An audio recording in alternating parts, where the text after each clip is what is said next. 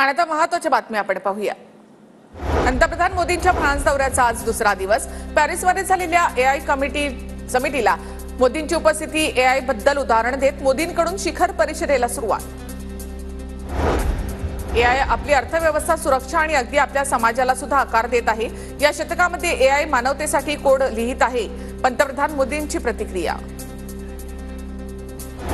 पालक सचिवांच्या कामगिरीमुळे मुख्यमंत्र्यांची मंत्रिमंडळ बैठकीमध्ये नाराजी।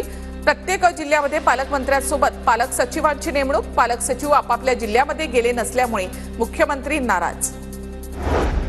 तुमच्या पक्षाकडून तुम्हालाच हिमालयामध्ये पाठवण्याची व्यवस्था। तुषार भोसलेंकडून छगन भुजबळांच्या वक्तव्याचा समाचार। जरांगे पाटील वापरत असलेली गाडी वाळू माफियांची। जरांगे पाटलांच्या आंदोलनाला वाळू माफियांचा सपोर्ट। लक्ष्मण हाकेंचा जरांगे यांच्यावर आरोप। मुख्यमंत्र्यांच्या हस्ते महालक्ष्मी सरस प्रदर्शन 2025चं उद्घाटन। बीकेसीमध्ये महालक्ष्मी सरस प्रदर्शनाचं आयोजन।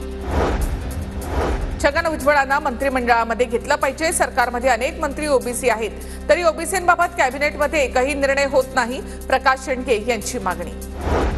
उपमुख्यमंत्री एकनाथ शिंदे यांना महादजी शिंदे राष्ट्रगौरव पुरस्कार जाहीर। आज दिल्लीमध्ये एका सोहळ्यामध्ये एकनाथ शिंदे यांना पुरस्कार प्रदान केला जाणार। महादजी शिंदेंचे वंशज ब्रिटिशांना सामील झाले असा इतिहास आहे। महादजी शिंदे पुरस्कारासाठी योग्य व्यक्तीची निवड। दोन शिंद्यांमधील काय साम्य आहे ते शोधावं लागेल। संजय राऊतांचा उपमुख्यमंत्री एकनाथ शिंदे यांना टोला। आणि एक महत्त्वाची बातमी